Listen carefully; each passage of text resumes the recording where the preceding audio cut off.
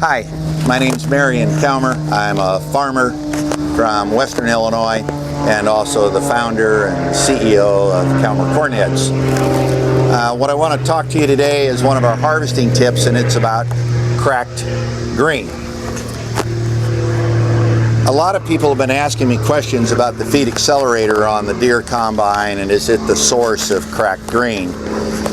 And I want to go through about 3 or 4 different scenarios of how we can get cracked grain in the tank, and I think this is the last one I would probably look at. Number one, if we're harvesting corn, the first thing that we like to do is set the cross auger so that we have 1 3/4 inches of clearance. And the reason that we do that is because that's about the girth of an ear of corn. And we don't want the flighting on the cross auger to engage with this ear of corn, because it's like a knife going through sliced butter. And you can see as it starts to go down here into the ear, that flighting is going to damage kernels, and they'll show up in the grain tank. And we learned this one a long time ago working with the Frito-Lay people picking some white food grade corn. So 1 3/4 inches between the flighting and the tray can actually reduce the amount of cracks that show up in the grain tank. Number 2, header speed, believe it or not, can be a source of cracked grain in the tank, because on impact we can put some stress cracks in these lower kernels. Maybe doesn't look bad when it's coming up through the header, but by the time we thresh it, we put it in the grain tank, those stress cracks could actually show up as cracked grain.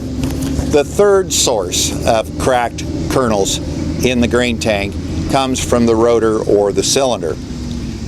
In my opinion, rotor speed should be 1 revolution less than the first crack in the grain tank, because speed is what's going to cause cracks either in soybeans or in corn. So I always slow the rotor down to avoid cracking grain. In soybeans, I like to use filler plates in my red combine, and they're also available for the green combine. The best way to thresh grain is to rub grain against grain. It's not anything to do with the metal. And so by putting in some filler plates, that allows us to rub more of the pods against each other and get them to thresh. If you do that, and we don't have to bear down on the sieves to get those pods to clean out of the grain tank. It's the same thing in corn. We're really getting adequate thresh by rubbing ears against ears, so we can open up, take those filler plates out, and let that grain drop on through.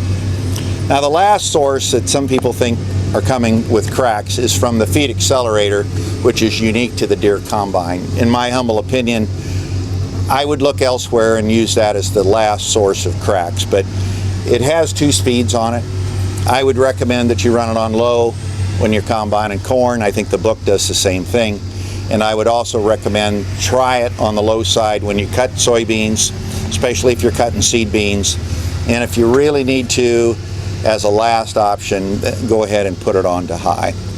As always, if you have any questions, feel free to call me on my cell phone before, during, or after harvest at 309-368-1182.